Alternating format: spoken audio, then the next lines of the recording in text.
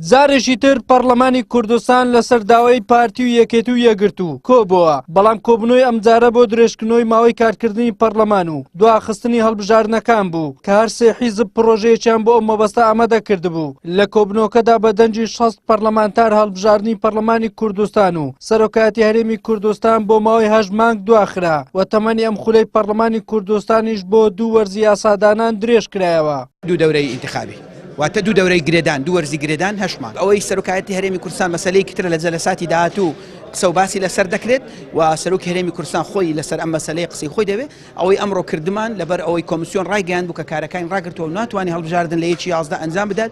ئیما ئێمە دەبایە بەدەنگ بین و بکەوینە ناو فەراغی قانونی و تەشریعی لە کوردستان و ئەمە موسیبەتێکی گەورە بوو. ئێمە دەبایە ئەم بابەتە عیلاج بکەین لە پەرلەمانی کوردستان بەوەی کە تەمەنی پەرلەمان بۆ ماوەیەک درێژکردنەوە. لە دانیشتنەکەی پەرلەمان هیچ تەوەرێک بۆ گرژی و ئاڵۆزیەکانی کوردستان بە تایبەتی لە دەستدانی 150 خاچی کوردستان لە دەرەنجامی ڕیفراندۆم و هەڵوەشاندنەوە حکوومەتی تێدا نەبوو. ئەمە ژوای کرد سێ پەرلەمانتاری یەکێتی هاوشێوەی گۆڕان و کۆمەڵ بایکۆتی دانیشتنەکە بکەن. ڕایان گەیان پەرلەمان بووەتە ئەنجومەنی جێبەجێکردن و یاسادانانی سەردەمی سەدام حوسێن. تاوتوێ ئەو دۆخەی کردبایە و هۆکارەکانی شکستی دیاری کردبایە و لیژنەی لێکۆڵینەوە پێکێناوە بۆ ئەوەی کە ڕوویدا و لە هەمان کاتدا بانگێشتی حکوومەتمان کردبایە بۆ ئەوەی لێپرسینەوە و لێپێچینەوە بە پێ ڕێکارە یاساییەکان لەم حکوومەتە بکەین و داوامان کردبایە کە بەڕێز بارزانی کە بە ناقانونی تا ئێستاش لە پۆستەکەی داماوەتەوە دەستی لە کارکێشە بایەوە لە دوای ئەو هەموو غڕوری و بێمنەتی کە نیشانی خەڵکی کوردستان و خەڵکی ناوچەکە و خەڵکی جیهانیشیدا ئێمە دەمانویست پەرلەمانی کوردستان کۆبووبایەوە بۆ ئەوەی کە ئەم هەڵە استراتیژیانەی کە لەلایەن قیاداتی سیاسیەوە ینی خەڵکی کوردستانیان ڕوبەڕوو کرایەوان تێکەوێنرا ئەمە بەرنامەی کار باە.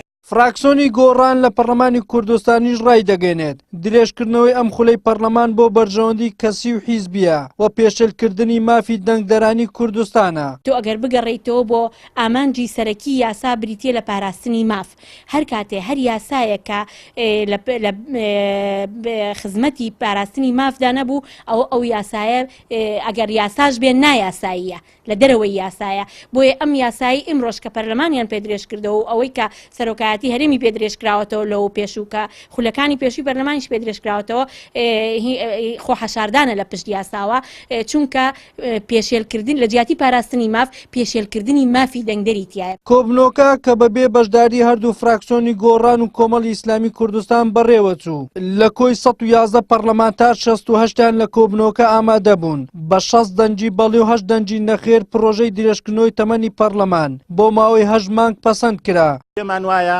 پەرلەمانی کوردستان 3 مانگ بۆ 6 مانگ تەمدید بکرێتەوانێ ئەوە خزمەتەکە بە دۆخی سیاسی هەرێم. هاوکات هەرچەندە فراکسیۆنی یەکگرت و یەکێک بوو لەو فراکسیۆنانەی کە پرۆژەکەی ئامادە کرد بوو بەڵام دەنجی بە پرۆژەکە نەدا. ئەمەش لە کاتێکدا بوو پێش دانیشتنەکەی پەرلەمان لە کۆنگرێکی ڕۆژنامەوانیدا سەرۆکی فراکسیۆنەکە ڕایگەیاند لەگەڵ درێژکردنەوەی وادەی پەرلەمان داین. وەلی سەلیم کەناڵی ئاسمانی پەیام هەولێر.